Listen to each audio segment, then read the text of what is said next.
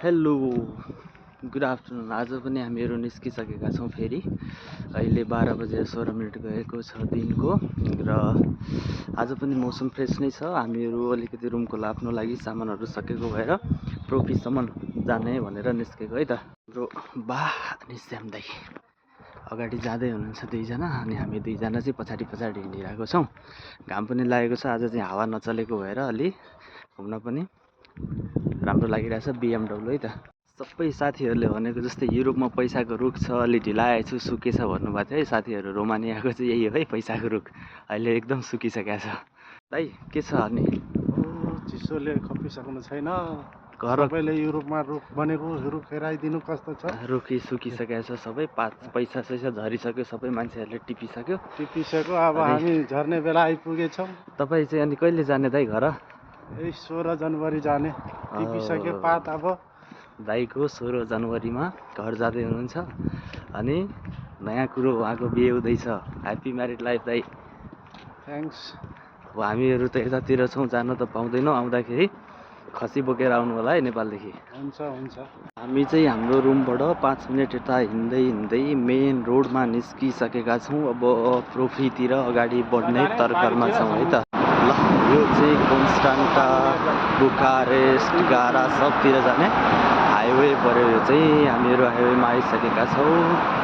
दुईजना हाम्रो साथीहरू पनि प्रोफी जान तयारी हिँड्दै हुनुहुन्छ। फाइनल्ली साथीहरू पैसा निकाल्नको लागि एटिएममा इन्तजार। फाइनल्ली हामी चाहिँ नियर प्रोफीमा आइसकेका छौँ। हामीहरूको प्रोफी, हामीहरूले सामान किन्ने प्रोफी चाहिँ यहाँनिर छ है साथीहरू। ओभिदो यो रुखमा चाहिँ पैसा झरेको रहेछ है साथी हो, यसैमा टिप्नु पर्ला जस्तो छ। रोमानियाको लै यो चाहिँ काजुको बोट भनेर थाहा पाएँ है भर्खर। मलाई थाहा पनि थिएन काजुको बोट भनेर, भर्खर थाहा पाएँ। काजु पनि यस्तो बोटमा फल्दो रहेछ। अब चाहिँ हामी फाइनल्ली प्रोफी नगएर, हामीहरूको प्लानिङ चेन्ज भइसकेको छ। प्रोफी नगएर हामी चाहिँ अब ताल हेर्न जाने, नजिकै यहाँनिर ब्ल्याक सी छ, ब्ल्याक सी हेर्न जाने भन्ने कुरा गर्नुभयो दाइले। अब हामी ब्ल्याक सी जाँदैछौँ है। एकछिनपछि ब्ल्याक सीमा पनि हामी पुग्नेछौँ। 20 दिनको छुट्टीमा आज 11औँ दिन।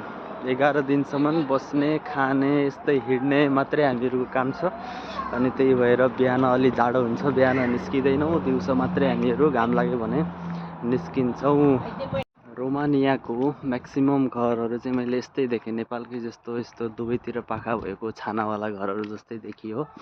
यहाँ चाहिँ हिउँ पर्ने भएकोले छत भयो भने हिउँ जम्छ भनेर चाहिँ यस्तो घरहरू छ भन्ने कुरा चाहिँ अलिअलि जान्न पाएका छौँ हामीले।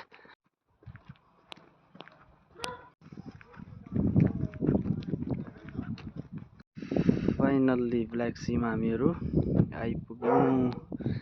यता कुरी आउँदैछ है।